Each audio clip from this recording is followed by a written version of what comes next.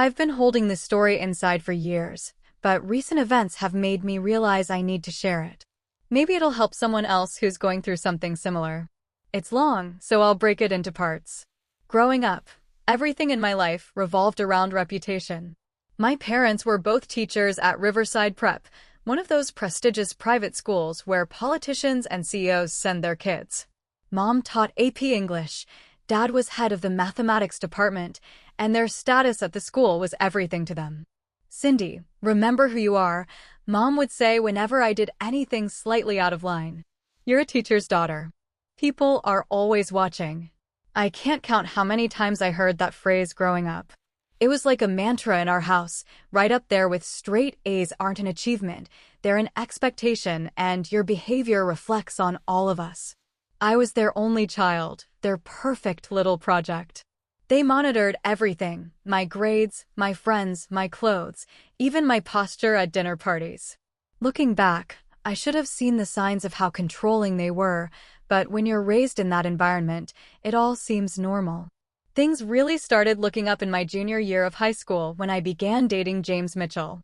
His father owned half the real estate in our city's downtown, and his mother was on the school board. My parents were ecstatic. "This is exactly the kind of connection we've been hoping for," Mom told me one night while I was doing homework. "The Mitchells are such a respectable family, and James is so focused on his future." Dad nodded along, adding, "Just think, Cindy, if things work out, you could have such a wonderful life ahead of you." James and I actually got along great at first. He was smart, funny, and seemed to understand the pressure of having parents with high expectations. We'd spend hours talking about our plans for the future. He wanted to go into commercial real estate like his father, and I was planning to become a financial analyst. "We could be such a power couple," he'd say, half joking but not really. The real estate mogul and his brilliant financial advisor wife. Our parents loved to get together for dinner, planning our futures while we sat there nodding and smiling. Everything was perfect on the surface, just like they wanted it. I graduated as valedictorian, got accepted into Winston College's prestigious business program, and started my freshman year with James at the same school. Our parents couldn't have been prouder. They'd achieved their goal. Their daughter was on track for the perfect life they'd planned. College life started out exactly as planned. James and I both threw ourselves into our studies at Winston, and everything felt like it was falling perfectly into place. My business analytics professors praised my work, and I was maintaining that perfect GPA my parents expected. James and I spent most of our free time together, and our relationship grew more serious. By the middle of sophomore year, we became intimate. It felt like a natural progression. We'd been dating for almost 3 years at that point, and we talked about marriage after graduation like it was a foregone conclusion. I was 19, in love, and thought I had it all figured out. Then came the morning sickness. At first, I tried to convince myself it was just stress or a stomach bug, but after 2 weeks of running to the bathroom between classes, I couldn't deny it anymore. I bought 3 different pregnancy tests from a pharmacy across town, not wanting to risk running into anyone I knew. I still remember sitting on my dorm room floor staring at those little pink lines. Positive. All 3 of them. My hands were shaking so bad I could barely text James to come over. "You're what?" His face went pale when I told him. No, this can't be happening. Not now." "I know it's not ideal timing," I said, trying to stay calm, "but we can figure this out together. We've always talked about having a family eventually." Eventually, James cut me off. "Yeah, after college, after I've taken over Dad's business, after we're married and established. Not now. Do you know what this would do to my future?" I felt like I'd been slapped. "What about our future?" "There's only one solution here," he said, pacing my small dorm room. "You need to get an abortion. We can't have a baby now. It would ruin everything." "No," I said firmly. "I won't do that. This is our child." "My parents will cut me off if they find out about this," he interrupted. "Everything I've worked for will be gone. You can't do this to me, Cindy." But someone had already done it to me. While James and I were arguing, my phone started buzzing. My mom's name flashed on the screen. "Come home now." Her voice was ice cold. "We need to discuss this situation." I felt sick. "How did you?" James called his parents. They called us. Come home immediately or we'll come get you ourselves. The drive home was the longest 2 hours of my life. When I walked through my parents' front door, I found both sets of parents waiting for me. The look of disgust on their faces made me want to disappear. How dare you? My mother's voice shook with rage. How dare you disgrace us like this, you stupid, stupid girl. My father spat out, do you have any idea what this will do to our reputation at school? Mrs. Mitchell was crying dramatically. Our James has such a bright future ahead of him. He can't be tied down with a baby now. I'll raise the baby myself, I said, wrapping my arms protectively around my stomach. I don't expect anything from James or any of you. A single mother? My mother laughed bitterly. Our daughter a single mother? Is that what we raised, a little who spreads her legs and ruins her life? We won't allow it, my father declared. We will not have our reputation destroyed by your irresponsible behavior. Reputation? I couldn't believe what I was hearing. This is your grandchild we're talking about. No, Mrs. Mitchell said firmly. This is a mistake that needs to be corrected. James has his whole life ahead of him. This thing would ruin everything. The discussion went on for hours. It wasn't really a discussion though, it was more like a coordinated attack. Think about your future, Cindy, my father kept saying. How do you plan to support a child? Where will you live? We won't continue paying for your education if you insist on keeping it, my mother added. Is that what you want, to throw away your entire future? I sat there on our living room couch, the same couch where I'd spent countless hours studying for tests and planning my perfect future. I could get a job, take a break from school and… Live where? My mother's voice was sharp. Certainly not here. We won't have you bringing that kind of shame into our home. Maybe one of my aunts, I started, but my voice trailed off. Dad was an only child and Mom's sisters both lived overseas. I had nowhere to go. James sat silently through most of it, staring at the floor. His parents did all the talking for him. James has an internship lined up with Morgan and Reed Investments next summer, his father kept saying. Do you want to ruin that for him? Is that how little you care about his future? They wore me down, bit by bit. Every plan I suggested was shot down. Every possibility I brought up was crushed. No job would pay enough. No apartment would be affordable. No future would be possible. Finally, my mother drove me to the clinic herself. The doctor was professional but concerned during the initial exam. I need to inform you, she said quietly, looking directly at me, that this procedure could impact your ability to conceive in the future. There are potential risks. We've discussed all that, my mother interrupted. We've made our decision. The doctor looked at me. Miss Thompson, I need to hear from you. Do you understand the risks? I couldn't speak. I just nodded. The next few weeks passed in a blur. I recovered physically, returned to Winston for the spring semester, and threw myself into my studies. James tried to talk to me once, mumbling something about how it was for the best, but I walked away mid-sentence. We never spoke again. During spring break, instead of going home, I got a job as a barista at a coffee shop near campus. I picked up shifts during every holiday after that. My parents didn't object, they seemed relieved not to have me around, as long as I maintained my GPA and didn't cause any more problems. We're glad you finally came to your senses, my mother said during one of our brief phone calls. Everything worked out for the best. But nothing felt like the best. Nothing felt right anymore. I went through the motions, got my assignments done, kept my perfect grades, but something inside me had broken, and I knew it would never be the same. After graduation, I landed a position as a financial analyst at Morgan and Reed Investments, ironic, considering it was one of the firms James had been so desperate to intern with. But I'd earned my spot on my own merit, graduating summa cum laude and impressing during my interviews. Life settled into a comfortable routine. I buried myself in work, analyzing market trends and building financial models. My apartment became my sanctuary, no judgment, no expectations beyond my own. Then came the night of the company's annual holiday gala.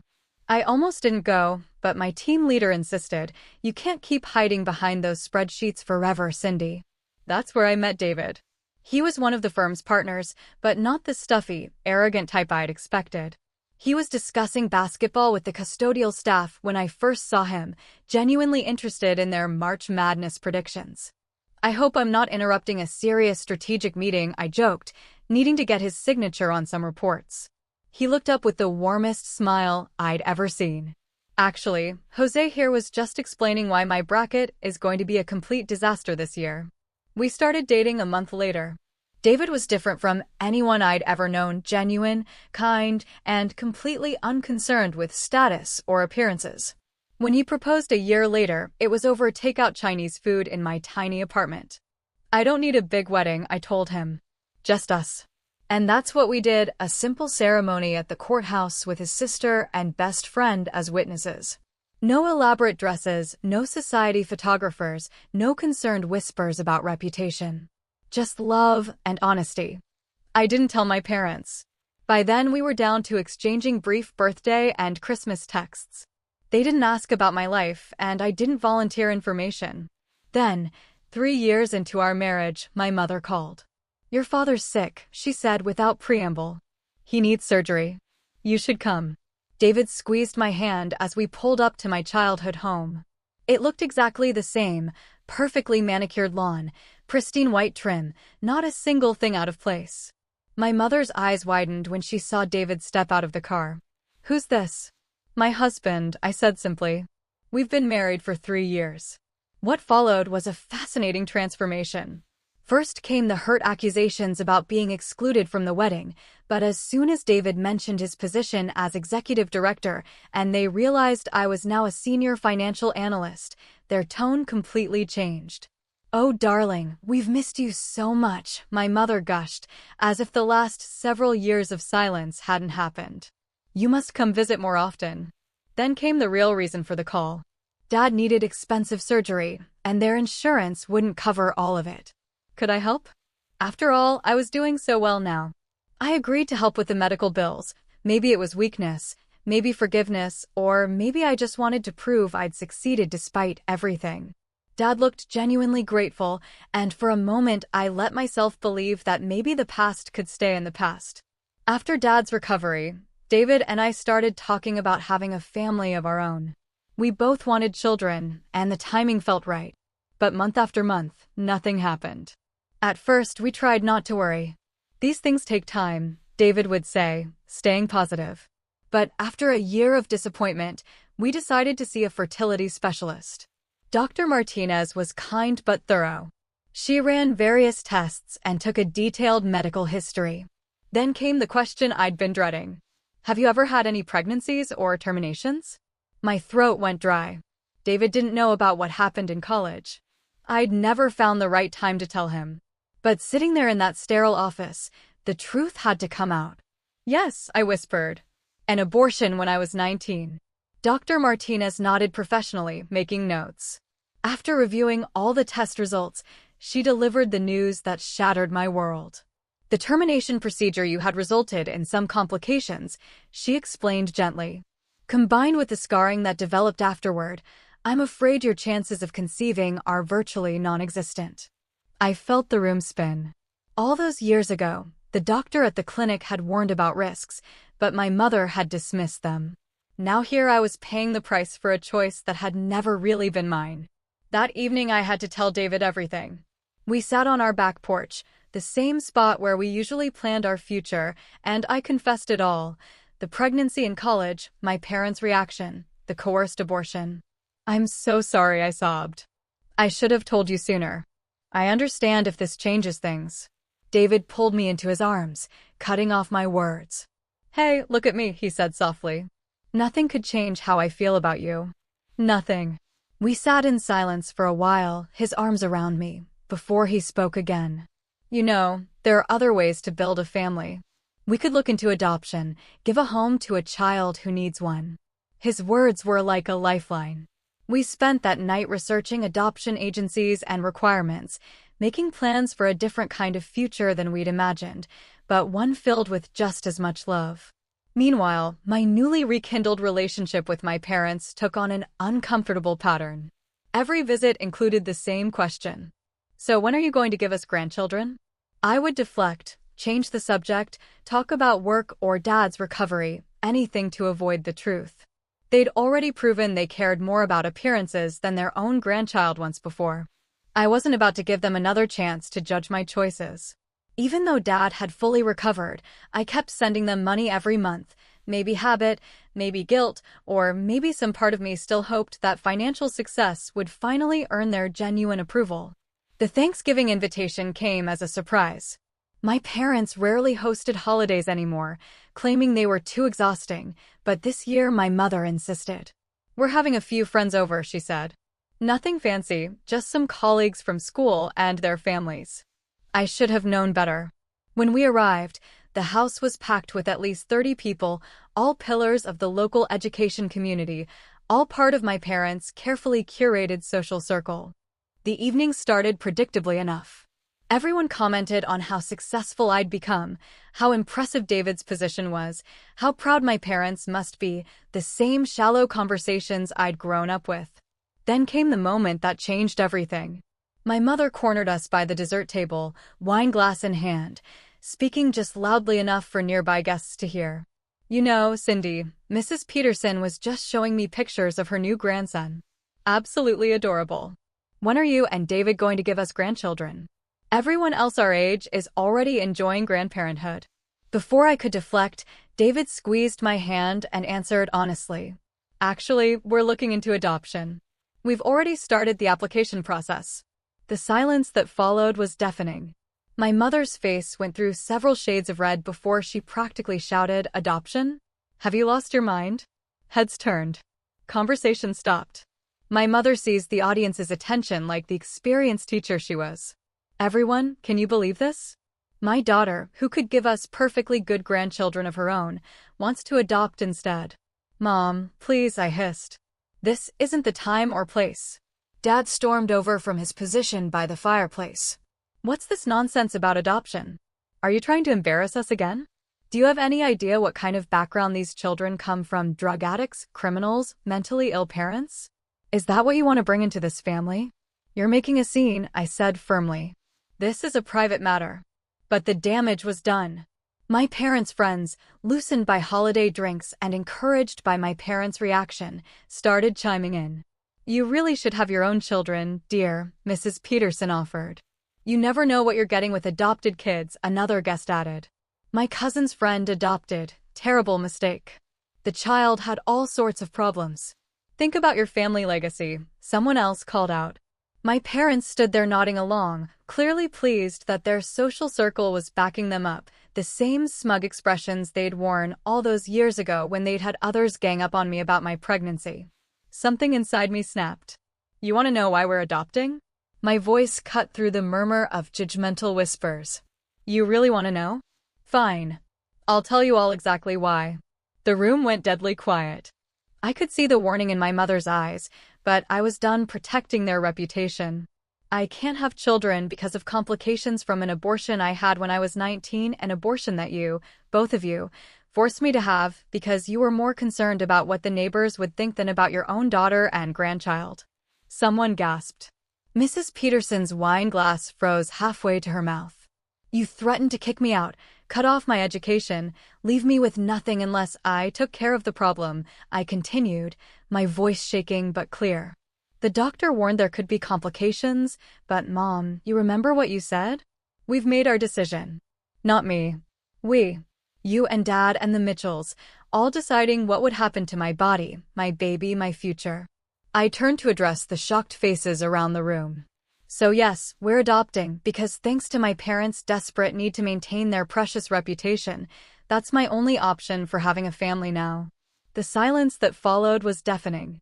Then my mother did something I should have expected, but still caught me off guard. She went on the attack. "How dare you?" she shrieked. "How dare you come into my home and tell such vicious lies? You ungrateful girl." She turned to her guests, hands trembling. "She's lying. She's always been troubled, always trying to blame others for her mistakes. She got herself into trouble and had an abortion without even telling us until after the fact. We would never." "Are you serious?" I cut her off. "You're really going to stand there and lie in front of all these people? David, show them the medical records." My husband pulled out his phone where we'd saved copies of my old medical files, documentation I'd gotten from the clinic for our fertility specialist. But before he could pull them up, my mother completely lost it. "Get out," she screamed. "Get out of my house right now. You've ruined everything again, just like you always do. Get out." As David and I walked to the car, I could hear my mother trying to do damage control inside, her voice high and panicked as she offered more drinks to her guests. My father didn't say a word. He just stood there, silent as always when it really mattered. The drive home was quiet. David held my hand the entire way, not pushing me to talk, just being there. When we finally got home, I went straight to my laptop and canceled the automatic monthly transfer to my parents' account. It took exactly 2 months for my mother to call. I was in the middle of reviewing our home study paperwork for the adoption agency when her name appeared on my phone screen. I almost didn't answer, but part of me wanted to hear what she could possibly have to say after Thanksgiving. "The Petersons withdrew their son from the school," she began without even a hello. "Mrs. Chin isn't inviting me to her book club anymore. Do you have any idea what you've done to our reputation?" I actually laughed. After everything, she was still only concerned about reputation. "Your father and I deserve compensation for this damage you've caused," she continued. "The monthly support you were providing barely covers the social costs we're incurring. People are treating us differently at work. We've had to explain things, make excuses." "Excuses?" I cut in. "You mean lies? Like the lies you told at Thanksgiving, or the lies you've been telling yourselves all these years about what you did to me? We did what was best for you, and this is how you repay us, by spreading vicious stories and then cutting us off financially? What was best for me?" My voice was steady now, calmer than I'd ever been when speaking to her. "Do you know what David and I did last week? We met with a therapist who specializes in helping adoptive parents deal with infertility grief. She helped me understand something important. What you did wasn't just about the abortion. It was about control. It's always been about control. Don't you dare." "The money was just another form of control," I continued. "As long as I was paying you, you felt like you still had power over me." "Well, that's done now. I'm done. You ungrateful little." "I'm blocking your number after this call," I said. "Both of yours."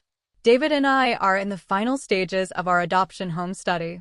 In a few months, we'll hopefully be matched with a child who needs a home, a child who will never have to worry about reputation being more important than their well-being, a child who will be loved unconditionally. "You're making a huge mistake," she hissed. "When you realize that, don't come crawling back." I ended the call mid-sentence and blocked both their numbers immediately.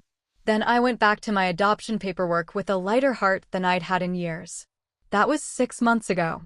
Today, David and I are finishing up the nursery for the baby girl we'll be welcoming next month. Her birth mother chose us specifically because of our story. She wanted her daughter to be raised by parents who understood that love is more important than appearances. Sometimes I think about my parents, about what they're missing out on, but then I remember they made their choice a long time ago. They chose reputation over love, appearances over family. I'm choosing differently.